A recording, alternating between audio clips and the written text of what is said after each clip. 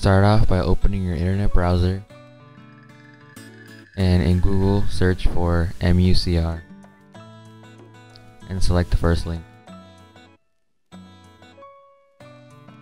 Once on MUCR's homepage, on the right hand side select Sony PlayStation 2 and choose the latest SVN. Select the download link and choose the MediaFire one. Hit download and save the file.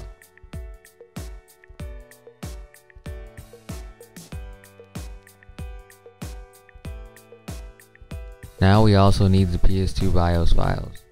Using the link provided, download them. Hit download and save the file.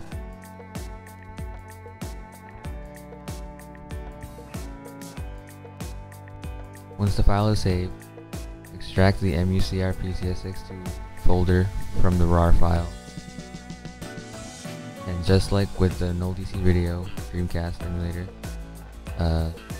make sure the BIOS files are in the folder and drag the BIOS folder into the other folder for MUCR's PCSX2 program files. Before running, right click on the PCSX2 exe, go to the compatibility tab and make sure that run program as administrator is ticked. If not, the emulator may not detect proper hardware and it might not run correctly. Now run the program and the first time configuration should open. Leave language as system default and hit next. Leave the plugins as they are, as we will later change them. Next. Select the USA console BIOS, as it can run European and Japanese games too, so USA is fine. Hit next, or finish.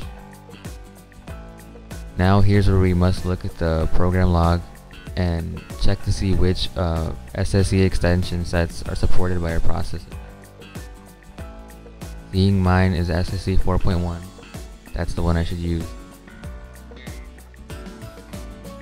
Go to config, plugin BIOS selector, and it should enumerate available plugins again. Once it does, change the GS plugin to SSE4 or whichever is your latest supported instruction set. Select it and hit apply and then OK. And head to config, and now we will change the emulation setting. In the bottom left corner you should see a preset box. Select it and move this preset slider to balanced. Don't move it past or else the emulator may be unstable and some games will be glitched and not run correctly. Hit apply. Head over to the GS window tab and change the aspect ratio to widescreen if using widescreen. Change the custom window size to 1280 by 720 and make sure to check the disable window resize border, as 1280 by 720 is the good resolution that I use, and changing that would with the window size would cause scaling problems. Now head over to speed hacks, and here's where you need to log again, or at least knowledge of your CPU. This setting is the setting that decides whether you will be able to run games flawlessly or not. It's recommended to have it on, but it requires 3 or more cores. A triple core or quad core is better, way better than a dual core. Look on the right hand side and in the log you should see that it says 4 logical threads, meaning you have 4 cores. I understand that some Core i5s do have hyperthreading and might say 4 threads, but it's still not the same thing as having 4 physical cores. It may work, it may not. Check and see if it works. I enable it since I have a quad core and it has really high compatibility.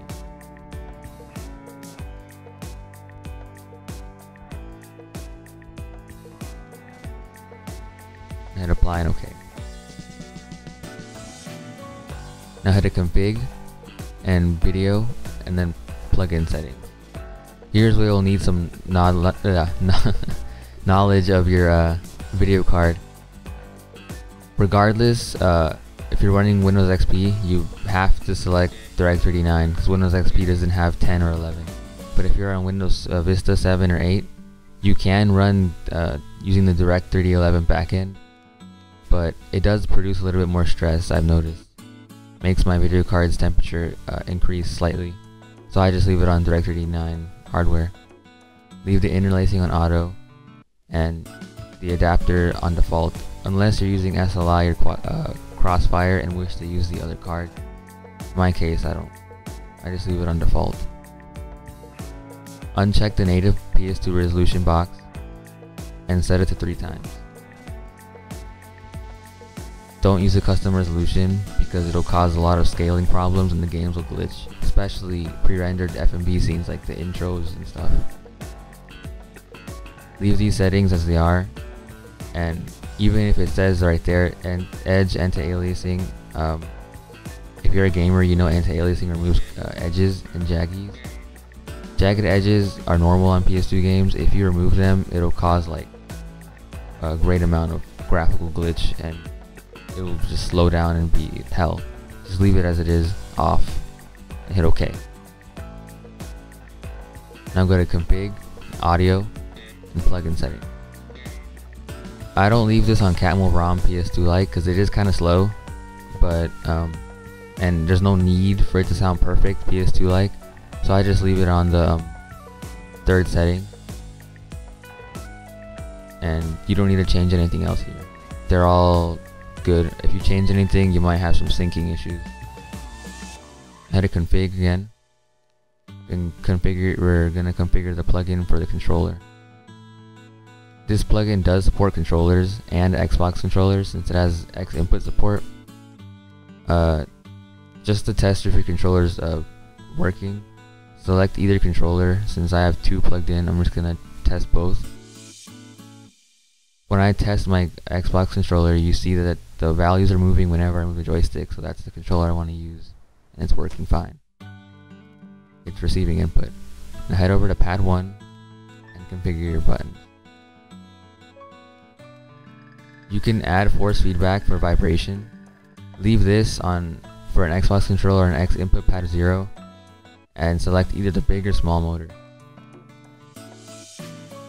You can test either one, whichever one you want to use. The PS2 only had 2 motors, but they were the same. So just hit apply and OK.